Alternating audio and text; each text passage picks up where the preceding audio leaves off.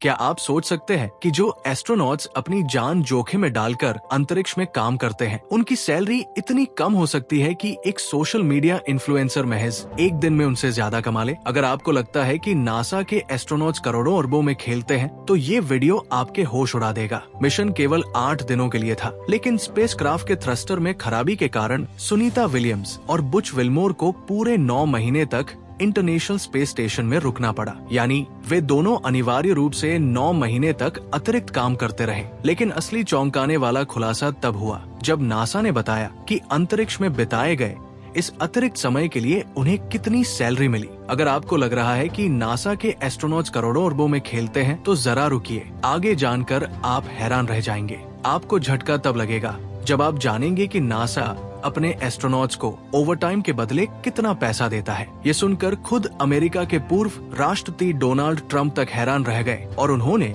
इस पर बड़ा बयान दिया। एक काबिल एस्ट्रोनॉट होने के बावजूद सुनीता विलियम्स की सैलरी इतनी कम है कि भारत में भ्रष्टाचार के मामलों में जब्त किया गया जलाया हुआ कैश भी उससे कई गुना ज्यादा होता है। सोचिए, 15 से 20 साल के लड़के लड़कियां महज रील्स और वायरल कंटेंट बनाकर लाखों करोड़ों कमा रहे हैं, और वही अंतरिक्ष में 9 महीने बिताने वाली सुनीता विलियम्स को इतनी मामूली रकम मिल रही है कि जानकर आपको यकीन नहीं होगा। अब सवाल उठता है कि आखिर नासा अपने एस्ट्रोनॉट्स को कितनी सैलरी देता है और क्या उन्हें ओवरटाइम का भुगतान किया जाता है? सच्चाई जानकर आपको यकीन नहीं होगा। अमेरिका में नासा के एस्ट्रोनॉट्स को सरकारी कर्मचारी माना जाता है और उनकी सैलरी अन्य सरकारी कर्मचारियों के समान होती है। किसी भी एक्सटेंडेड मिशन यानी लंबे समय तक चलने वाले मिशन के लिए उन्हें अतिरिक्त वेतन नहीं दिया जाता। न्यूयॉर्क टाइम्स की एक रिपोर्ट के मुताबिक अंतरिक्ष यात्रियों को नहीं कोई ओवरटाइम पे मिलता है और नहीं वीकेंड या छुट्टियों के लिए कोई अलग सैलरी।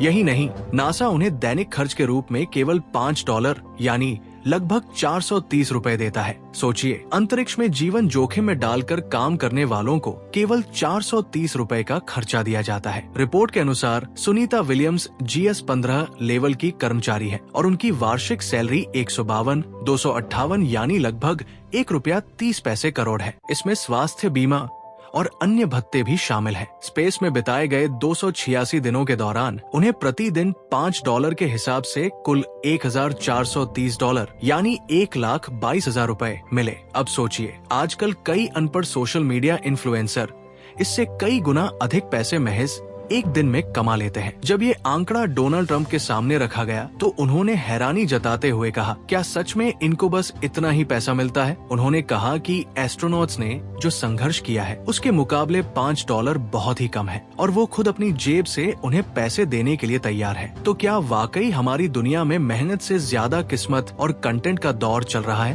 क्या भविष्य में वैज्ञानिक और एस्ट्रोनॉट्स भी सोशल मीडिया क्रिएटर बनने की तरफ बढ़ेंगे? इस पर आपकी क्या राय है? लास्ट में कमेंट जरूर करिएगा। आइए आपको बताते हैं आगे की कहानी।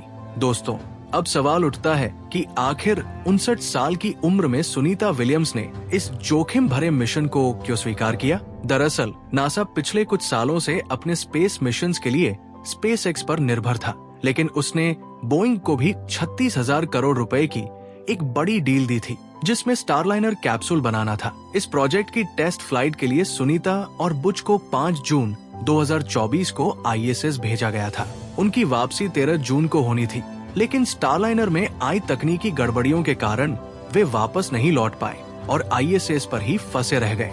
वहाँ उनके मुख्य कार्यों में रिसर्च करना, ISS की मरम्मत, स्पेस वॉक, एक्सरसाइज और वैज्ञानिक प्रयोग करना शामिल था। ISS पर उनका दिन सुबह 8 बजे शुरू होता था, लेकिन वहाँ उठने के बाद पहला काम था अपने शरीर का संतुलन बनाए रखना।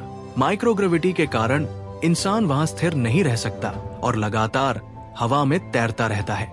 ऐसे में साधारण से काम जैसे ब्रश करना, खाना पीना और टॉयलेट जाना भी चुनौती बन जाते हैं। ब्रश करने के लिए सुनीता निगलने योग्य टूथपेस्ट का इस्तेमाल करती थी, क्योंकि कुल्ला करने की अनुमति नहीं थी। टॉयलेट भी खास तकनीक से बनाए गए थे, जहां फैन सिस्टम मल को खींचकर एक बैग में स्टोर कर लेता था, जिसे बाद में पृथ्वी पर लाया जाता था। पेशाब को भी एक विशेष उपकरण में स्टोर किया जाता था, जहां इलेक्ट्रोलिसिस से उसे ऑक्सीजन और पीने योग्य पानी में बदल दिया जाता था। ये सुनने में अजीब लग सकता है, लेकिन ये प्रक्रिया पूरी तरह से सुरक्षित थी। नहाने का तरीका भी अलग था।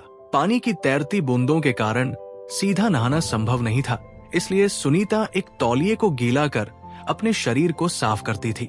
इसी तरह बाल धोने के लिए भी रिंसलेस शैम्पू का उपयोग किया जाता था।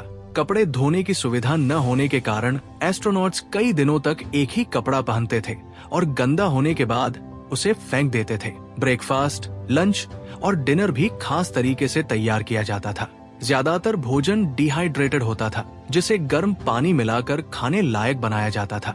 इन सभी दैनिक क्रियाओं के बाद 10 बजे से उनका असली काम शुरू होता था। उन्होंने ISS पर 900 घंटे तक रिसर्च की और 150 से अधिक वैज्ञानिक प्रयोग किए, जो भविष्य में मंगल ग्रह पर इंसानों को भेजने की योजना में मदद करेंगे। इसके अलावा सुनीता अब दुनिया की तीसरी सबसे ज्यादा समय तक अंतरिक्ष में रहने वाली महिला बन गई है और सबसे ज्यादा स्पेसवॉक करने का रिकॉर्ड भी बना चुकी है। ISS पर रहने के दौरान एस्ट्रोनॉट्स के लिए एक्सरसाइज करना अनिवार्य होता है, ताकि उनके शरीर में मांसपेशियों और हड्डियों की कमजोरी न हो। सुनीता भी रोजाना 2 घंटे की एक्सरसाइज करती थी, जिसमें ट्रेडमिल, साइकिलिंग और स्ट्रेचिंग शामिल था।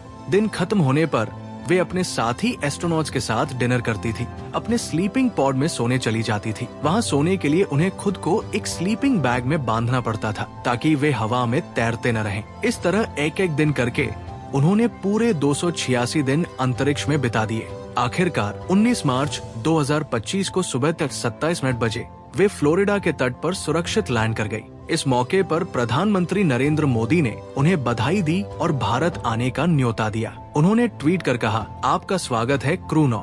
धरती ने आपको याद किया। ये आपके धैर्य, साहस और असीम मानवीय भावना की परीक्षा रही है। आप लाखों लोगों को प्रेरित कर रहे हैं। अब सवाल ये उठता है कि अगर प्रशिक्षित अंतरिक्ष यात्रियों के लिए भी अंतरिक्ष में जाना इतना कठिन है, तो क्या आम इंसानों के लिए कभी स्पेस ट्रेवल संभव होगा? क्या हम एक दिन मंगल ग्रह पर रह पाएंगे? अपनी राय हमें कमेंट्स में जरूर बताएं। अगर ये वीडियो आपको पसंद आया हो तो इसे लाइक और शेयर करें और 5100 लाइक्स का टारगेट पूरा करवाएं।